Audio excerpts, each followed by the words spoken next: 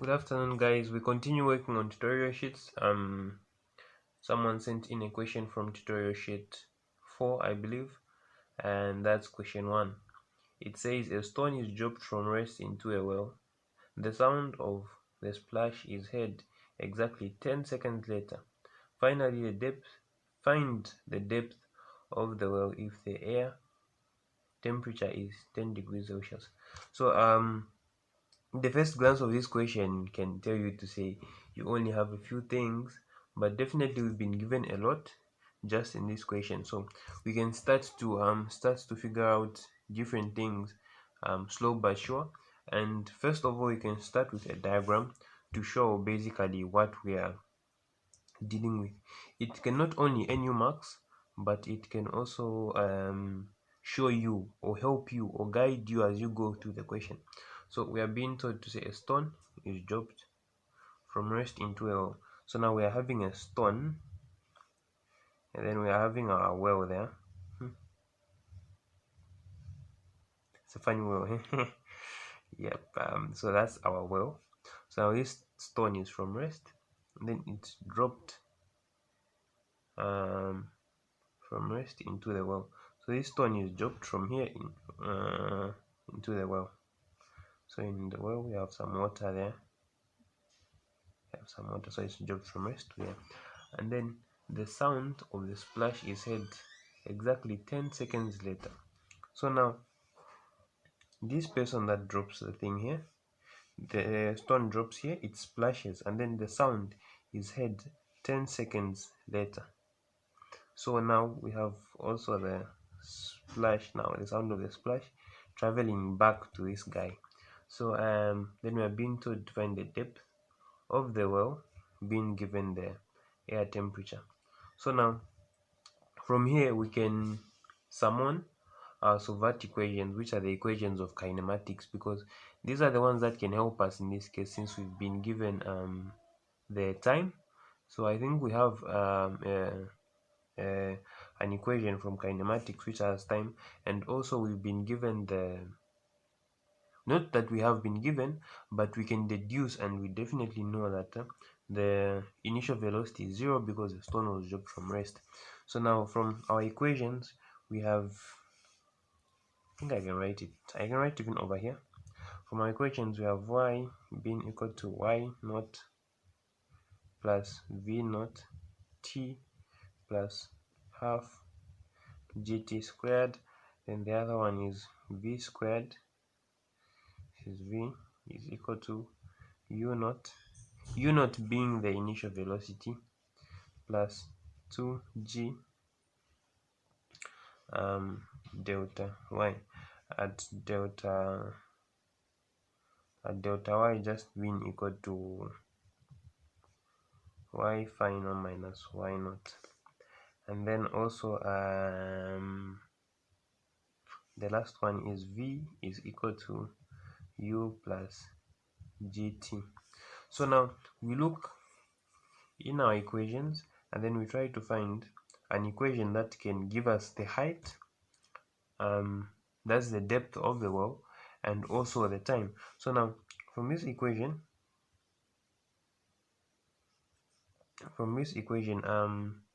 we can get the height, but then we've not been given the final velocity. We've been given the initial, so we have to find this one. And then even if we find them, we will not know the time, so we have too many unknown variables here. But then we have this one which has the height. If we take our y to be the height, we have our y naught there, and then we also have our v naught, and then we are looking for t. So this would be a suitable equation. If we look at things, also this one would be a suitable equation, except we don't have the final velocity.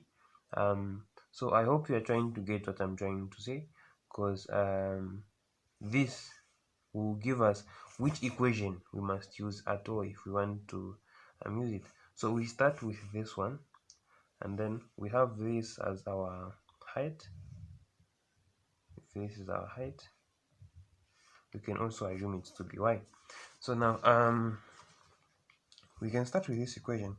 Y is equal to y naught plus v naught t half plus half gt squared. Now at v naught being the initial velocity is equal to 0, this will just become 0, and then we can take this y naught that side, so y minus y naught is equal to 1 over 2 gt squared. Are you trying to get what I'm trying to say? From here we go to at y minus y naught being just equal to delta y, because if we take one of these figures to be 0, then we'll have it like that, and then which is also being equal to the height. So where there is this, we can replace it with the height, and we'll be having 1 over 2 gt squared. Now we have the height as a function of time, and we know gravity. So then from there we can try to find another equation that will give us the height and also maybe the time. So now we have this other equation. It's also under kinematics. The equation is S is equal to d over t. So speed is equal to distance over time. So in this case, where we're having our speed being equal to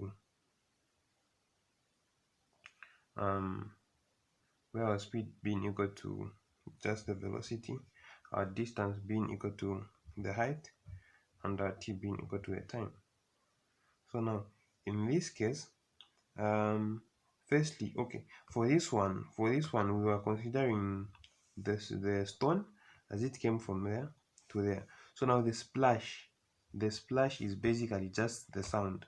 So now we're going to consider the speed of sound in air, because this medium right here is air, the water is down there. So we can go using that principle from there. So we start here. So here we are looking for height. We want to make height the subject of the formula. So now we're having our h, when you cross multiply, is that's over 1. We're having v t.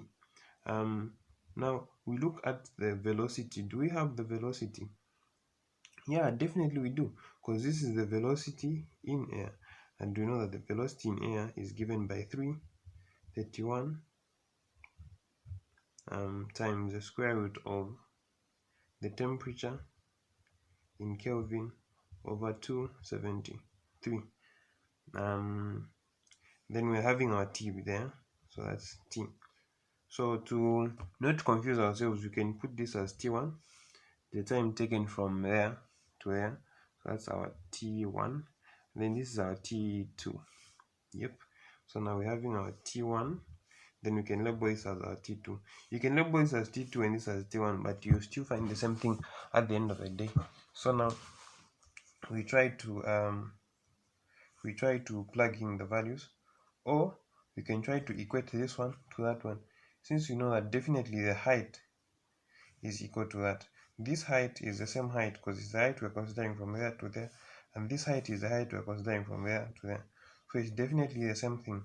So we can equate this one so that we can only have one variable, because we know the temperature we've been given, but we don't know the height and the time.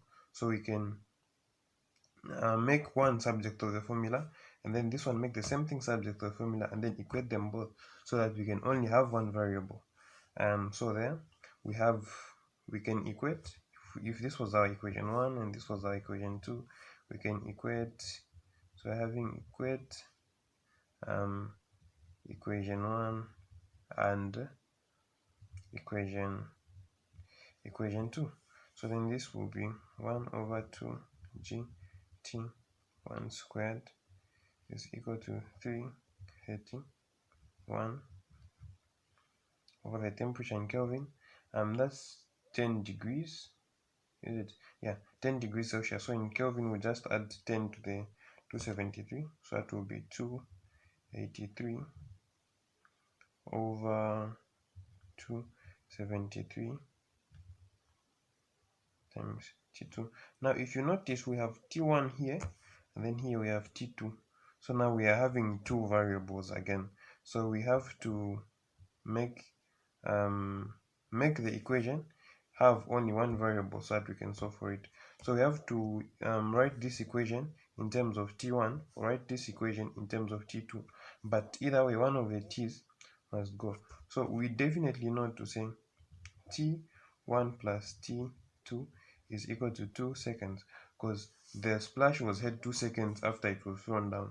So this was thrown down, and then it went back, and then the stone went down to the water, and then the splash went back to this guy's ear in 2 seconds. So we know that this one plus that one will only be 2 seconds. So now we can make t1 subject to the formula, or t2, so that we can replace where there is t2, we can put the equation that will be on the other side. So t2 will be equal to, when we subtract t1 on both sides, we'll be having 2 minus t1. So now there we can replace this t2 where there is t2 here. So now we'll be having half gt1 squared being equal to 331 square root of 283 over 273 t2. So now our t2 is just equal to 2 minus t1. Now here we have one variable, and we have this g, which is just 9.8. So now we can solve for t. So now let me get a pen and paper. This one's done.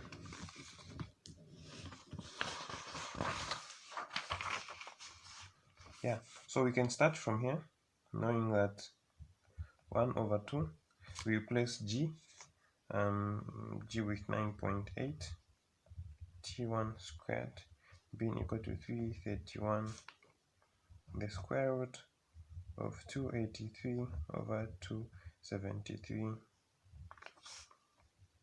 2 minus t1. So now here we just divide the 9.8 by 2, or we multiply it by a half, so that will be 4.9 t1 squared being equal to, when we plug in the values here, we are having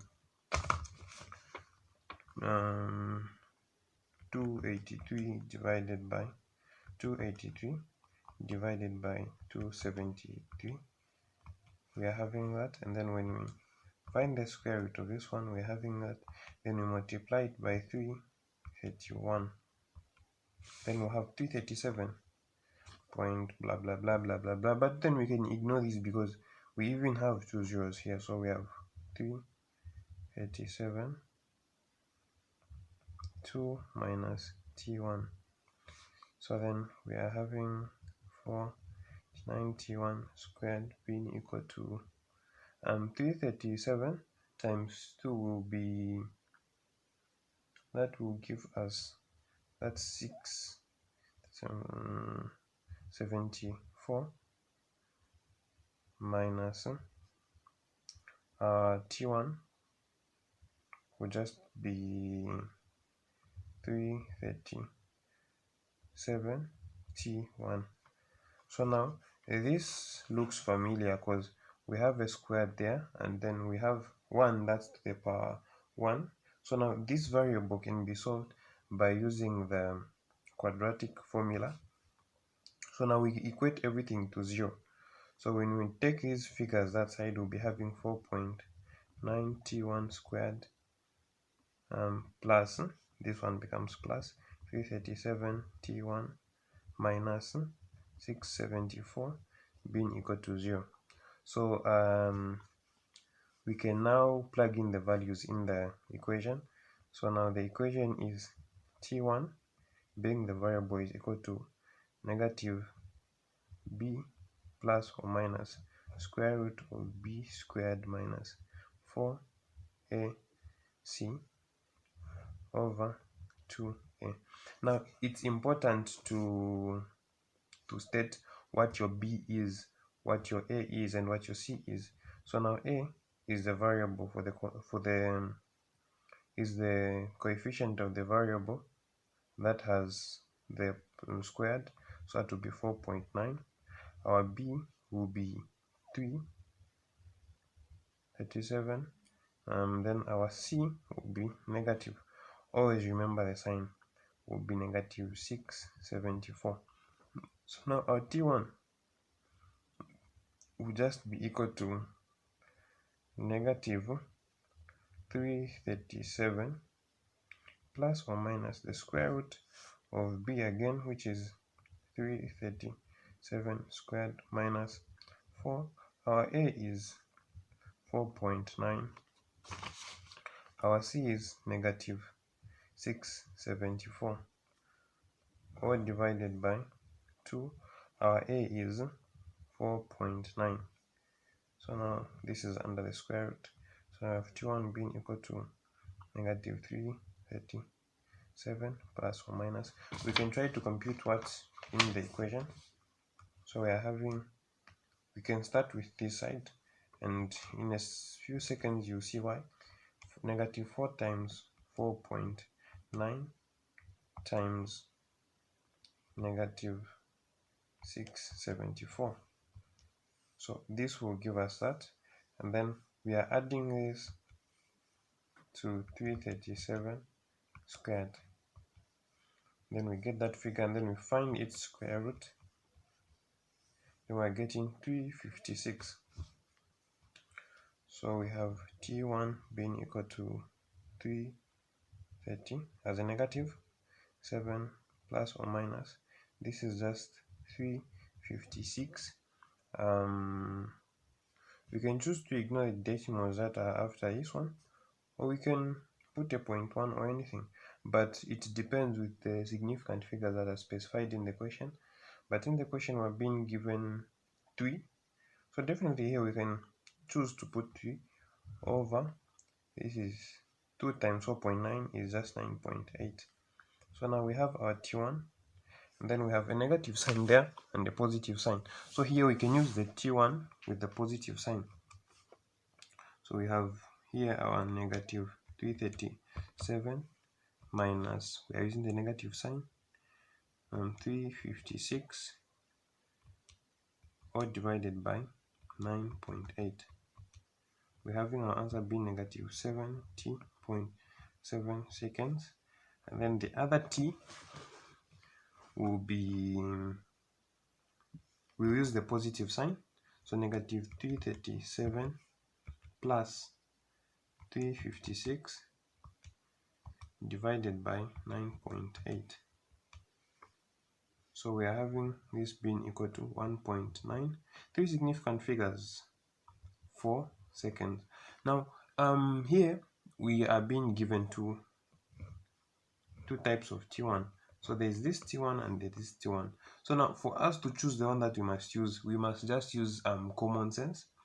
And from here definitely we can see that this time is negative, and then definitely we can't have any negative time because time is a scalar quantity and it doesn't have magnitude.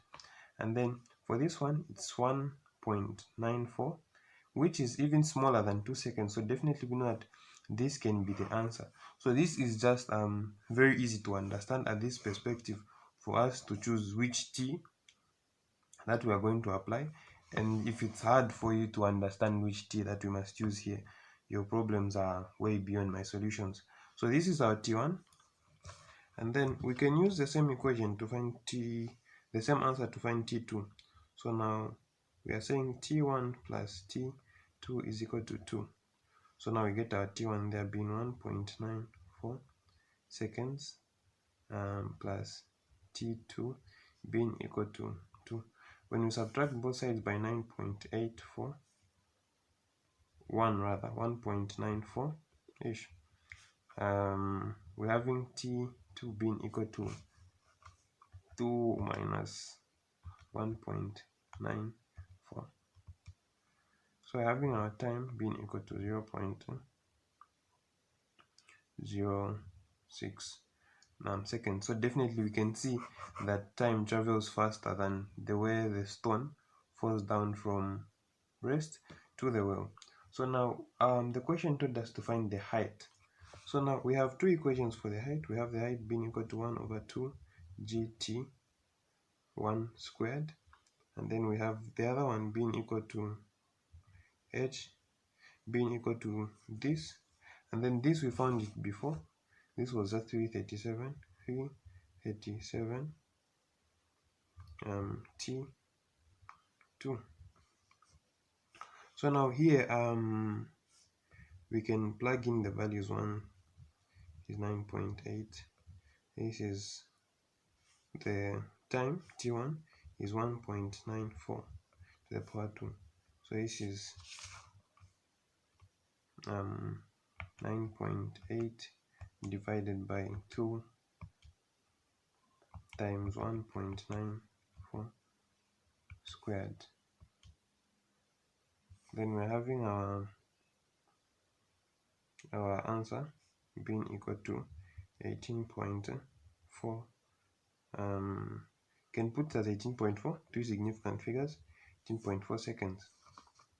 This one is yeah. So this is our height. Sorry for the seconds. This is our height is in meters. So this is 18.4 meters. So definitely here we know that we found our answer. So that's the height. That's just there. So then we can all send the questions that we're having challenges with, and then the A+ ambassadors and me as the Invesso Data Boy can be able to work on them. Not just physics, it can be math, it can be chemistry, it can be any science related field, and very soon we're going to go even in economics, accounting and finance. So let's just keep up the support, keep on subscribing, and send the questions to this number. So for any clarifications, any corrections in any of my calculations, you can send. So please remember to subscribe, share, like, and tell your friends. From David C. Banda, the Invesso Data Boy, and the A+ ambassadors, sponsored by Deal Dealers, it's